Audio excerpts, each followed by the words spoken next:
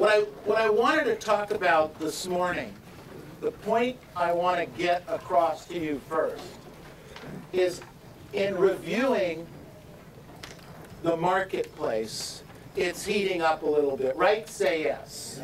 And things are starting to move a little bit faster. Some of your listings are starting to move a little easier. You're getting multiple offers on property. It's making you feel better.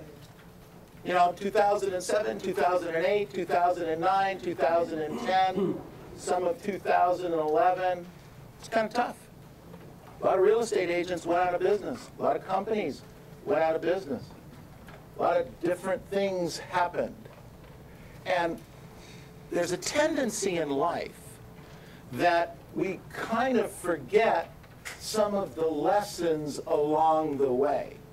So one of my jobs is to help remind you of the things that you're supposed to do, even though you don't want to do it, right? Say yes. And it's also to remind you of the good and the not so good along the way. So I made a list, and I've been keeping this list for years, and I kind of updated it not too long ago. But it's basically some of the main things that I've learned over time, and especially focused between 2006 and today. And I wanted to review that with you briefly right now. As the market starts to heat up, things for you to remember. So, no particular order, but let's walk through these. The first one I wrote down here, there are opportunities in every single marketplace. I've been doing this for 40 years. I've been through 4, 5, maybe 6 recessions, whatever your definition of a recession is. I've seen up markets and I've seen down markets, and I've seen opportunities in every single market. You need to write that down. Hugely important. Number 2, save money. Whatever you think is enough, isn't. However much money you think you have, and you think that's enough in reserves, it's not. Get that through your head. Get it now. And as the market starts to curl up a little bit, the tendency is to loosen up our purse strings a little bit. The tendency is to go on that extra vacation. The tendency is to buy that more expensive car or stretch ourselves into the more expensive house. Those are all fine. Those are all great after you save money. Next thought. Equity in real estate and stocks and bonds are nice, but cash is king. Equity in real estate is nice, stocks and bonds are great, but cash is king in any market.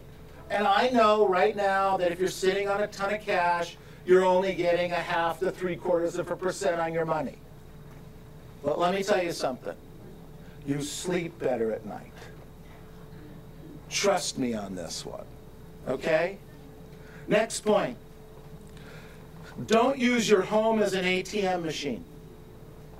Don't use the home you live in as an ATM machine. You all have friends and relatives and people you know in the business, and maybe not even in the business, I certainly have some, that use their houses 2004, 2005, part of 2006, and they borrowed money on it because they saw the market was going up, and they could buy these properties and then they could flip them. And then they got it in their head, so let's say they could take $200,000 out of their house and they could buy one house for $200,000 and make $50,000. That would be nice and fairly conservative. And then they sell the house, they give the $200,000 back, and etc. But it's the people that used it like an ATM machine and took that $200,000 and bought 6 houses and put these loans on all of these houses, put $50,000 down on a house or $40,000 down on a house, bought 6 houses. The market started to drop. They lost those 6 houses, they lost that $200,000, and they still have a $200,000 mortgage or second on their single-family home over here that's lowering in value, and they borrowed at a higher interest rate, or maybe a low or no interest rate, but it had all these adjustables on it, and 6 or 8 months later, they couldn't afford the payment on that house, and they ended up losing their primary resident because they used their home as an ATM machine. Don't do that. Don't ever do that. The next thought. What looks great may not always be great. What looks great may not always be great. The example is the REO business. In 2006, 2007, 2008, a number of real estate agents and companies went down that path. They became the REO kings and queens, and it looked attractive. It was great. Wow, you open your computer up and you get 3, 4 listings at a time, and you ended up becoming the slave for the bank. Running around like some of you, not a lot of you in here, because we didn't promote that here, but you all know agents and companies that are out of business today because they went down that path. What's worth is when you go down that path, you lose your sales skills. You lose your ability to sell because you take what we call the path of least resistance. It looks good. That's my point. It looks good. It's sexy. It's exciting. Hey, I want to tell you, in 2007, I went to Dallas. I went looking. I took my wife with me. We went and walked around the whole 5-star program. And, wow, this is good. It was sexy and exciting. And, you know, you sit, the guys and gals that were sitting at the bar at, you know, midnight with all the asset managers were the guys and gals picking up the deals and picking up the leads. Well, that's really good. You get to know somebody at a bar, so then the next time you don't go to the asset convention and somebody else does, and they sit at the bar with your asset manager, hello? Wonder bar, yeah. Don't do that. What looks great may not always be great. I wrote down number 7, be versatile. Develop a set of skills for different markets and different opportunities. A set of skills for different markets and different opportunities. Probate. Learn it. Get good at it. Probate's here forever. People are always, what? Dying. Period. Name of the game. People are always going to be dying. Be versatile.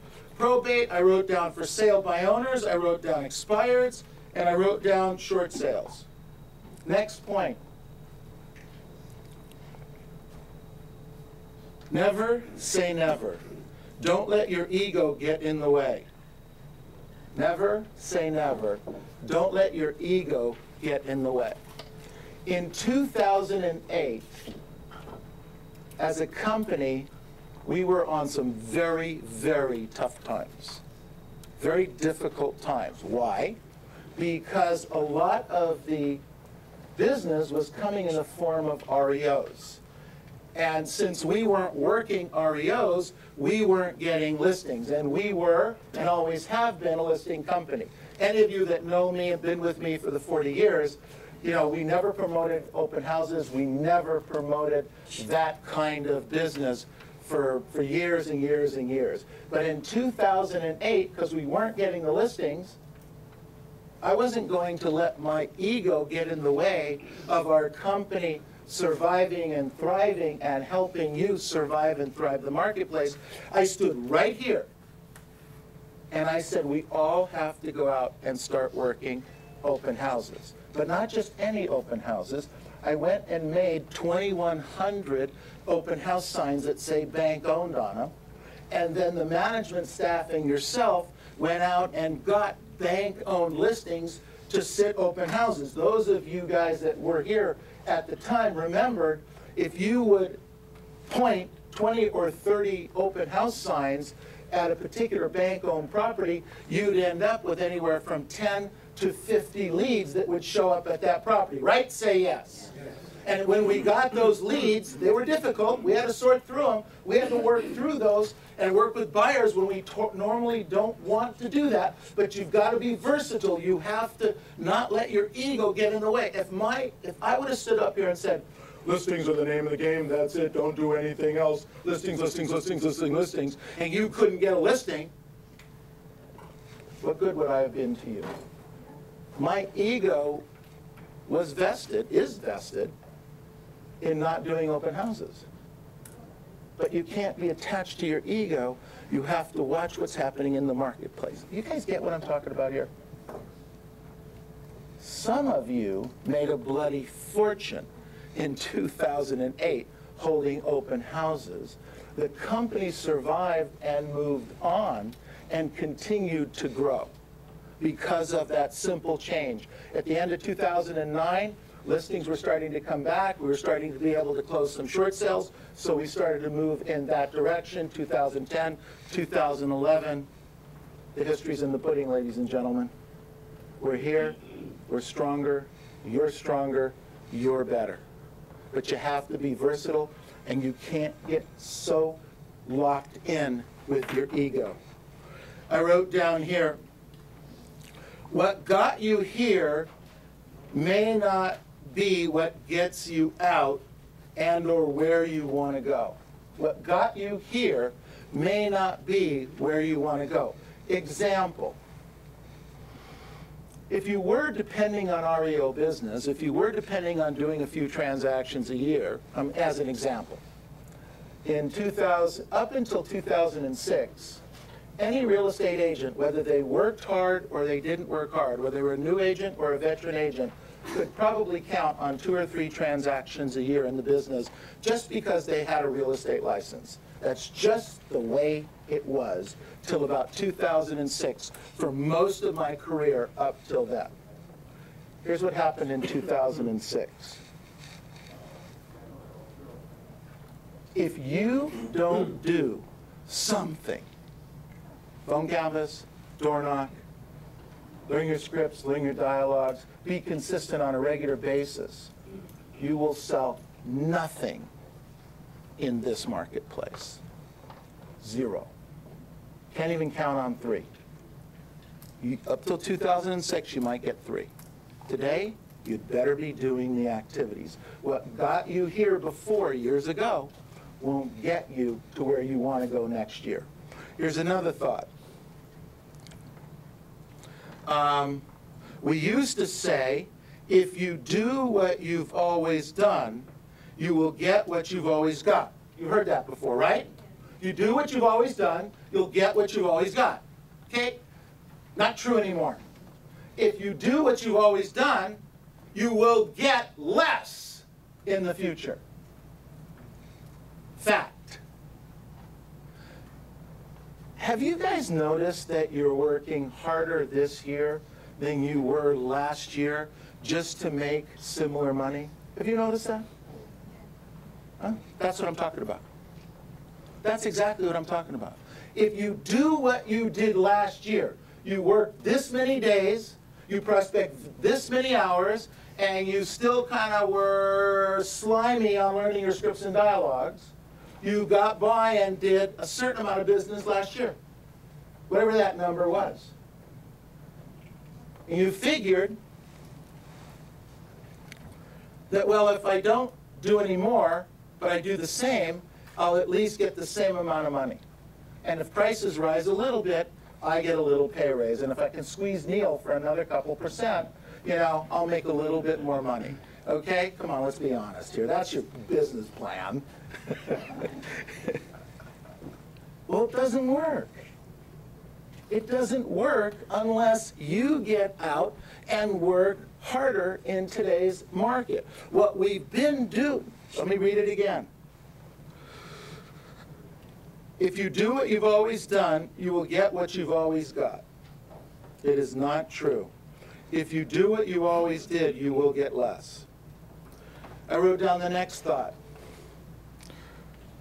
And if you get this, great, and if you don't, come see me later.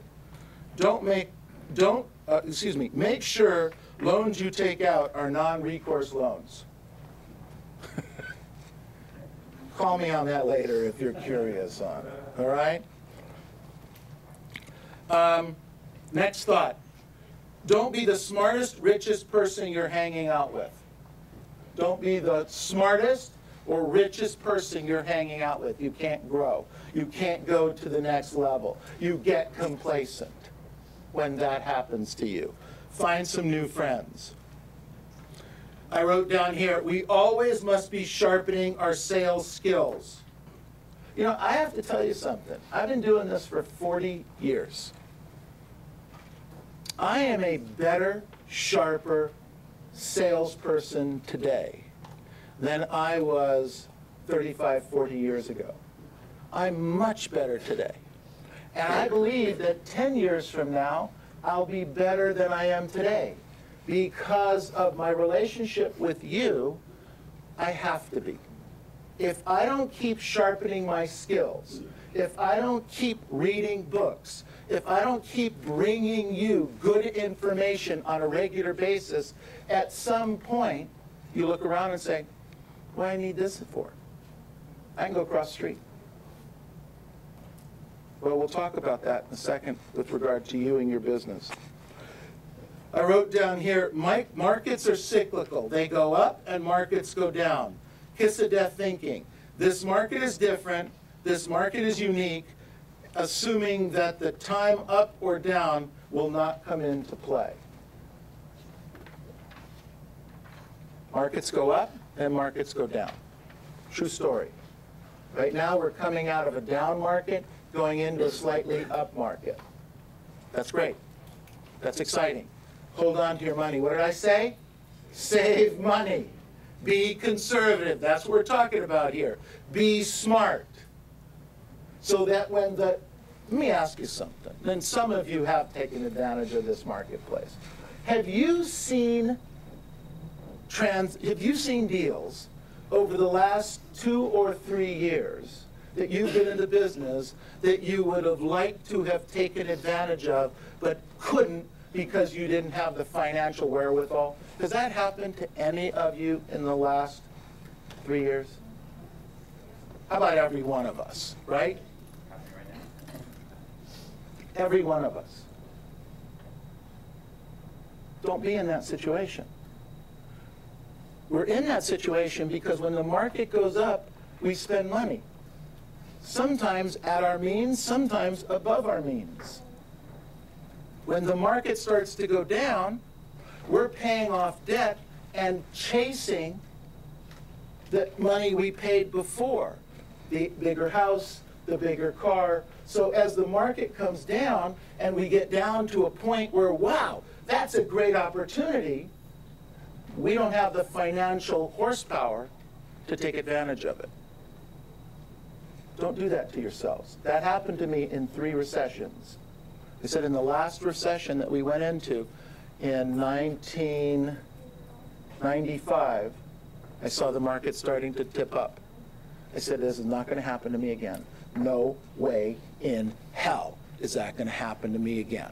No way. The last point I made down here, you are where you are because it's okay with you. Well, I said it wasn't okay with me. That isn't going to happen to me again. I am bringing this to you now so that it doesn't happen to you. We are coming out of it. We are. We may not roar out of it, but we're coming out of it. And some of you are going to come out of it like lions and tigers, roaring out of it, because you've done or are doing the activities you're supposed to be doing. And some of you are going to sit back and continue doing what you've always done, and that isn't going to happen for you. So I wrote down here, kind of draw a little line on the page.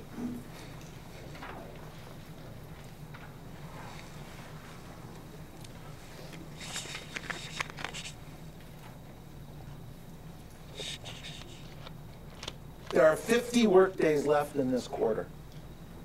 50 work days left in this quarter.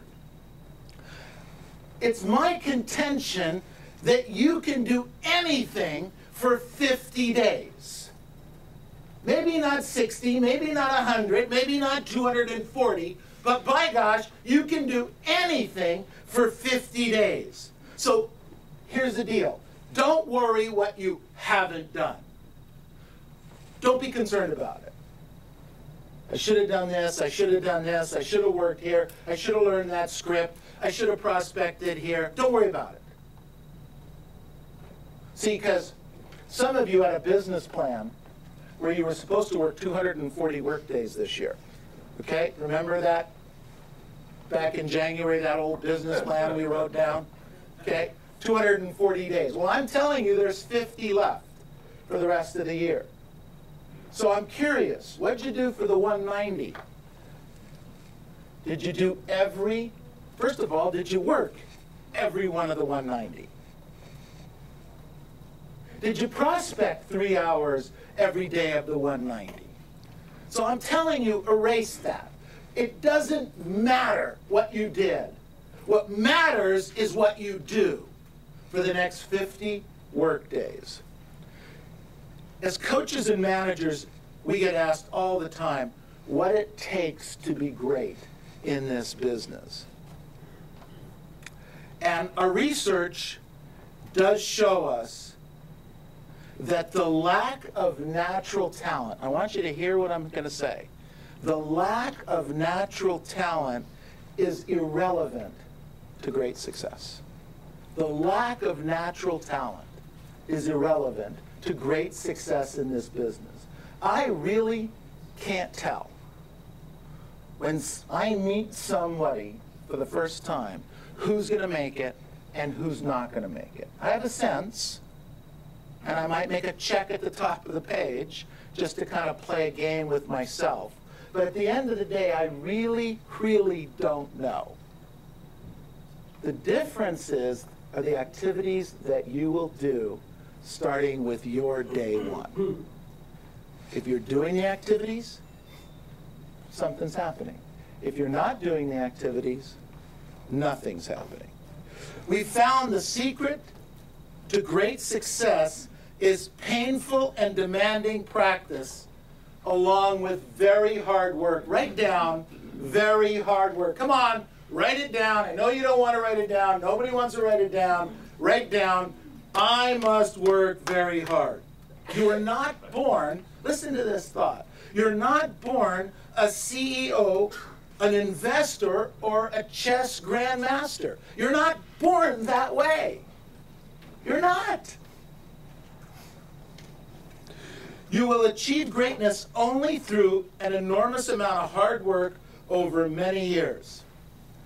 Let's face it, if great performance were easy, it wouldn't be rare. If great performance were easy, everybody'd be doing it. But it's rare, isn't it? It's very rare. I wrote down here, people who never made it are as they are because they tried, failed, and never tried again. I wrote down people who are mediocre, or I could change that word to average. People who are average are as they are because they found something that works and never try anything else. Next one is people who are successful are as they are because despite past failures, they keep trying until they found something that worked really, really well. So here's a question. Why would a seller or buyer hire you? Why would a buyer or seller hire you? Why would they hire you? I wrote down here, they might because of your market knowledge. So write down market knowledge. They might because you're a hard worker. Maybe you don't have a lot of market knowledge, but you're a really hard worker. They might because you're really very persistent. You find a lead and you never let go. It's like a dog with a bone. You know, they're not sure why they want that bone, but they want that bone and they're not going to let go of it. And you're very persistent. So maybe you're not that hard a worker, but when you find an opportunity, you never let go. Or maybe you're not that much of a market, you have market knowledge. Maybe not. Maybe you have all three. Maybe you're really good with the numbers. So they'll hire you because you're really good with the numbers. Or maybe they'll hire you because you can find them some good deals. Or maybe they're going to hire you because you're available when they call you. Question is, write this down, why you? Why would they hire you? And if you don't know, or you don't have one of those 4 or 5 categories we talked about, and you're really good in 1 or 2 of them, maybe you should think about starting to work on them. Maybe you're a really hard worker, but your market knowledge could be better. Maybe your market knowledge is fabulous, but you don't know what to say and how to say it when the opportunity comes up to you. Or maybe you get the opportunity and you know what to say and how to say it, but you don't follow up. You get a lead, you went door knocking, you went phone canvassing, they said, yeah, we might want to do something in a few weeks. You put the lead in your shirt pocket or your purse or your clipboard, and then 3 months from now when you're going through stuff, you find it, you go, shoot, I forgot to call Louis. So then you get up your guts gauge to call Louis, and the number's been disconnected. How come? Louis sold and moved. Darn Louis. How come he didn't call me? Well, actually, the truth be known, Louis was looking for your phone number, but he couldn't find it. And then he figured that since he told you to call him in a few weeks and you didn't call him, he said, well, I don't need somebody that isn't going to follow up on me. Let me ask you guys a question, just a side note just popped into my head. In your lives, in your world, buying cars, buying washing machines, buying suits and clothes, getting bids on your houses, getting a roof done, maybe working with a pastor or minister or rabbi, somebody in the church, something, whatever, maybe a hairdresser or nails. If you ask somebody to follow up with you and they didn't follow up with you, do you ever in your mind fire that person and say, you know what, I'm not going to do business with that person, I'm going to go find somebody? Has that ever crossed your mind? Absolutely.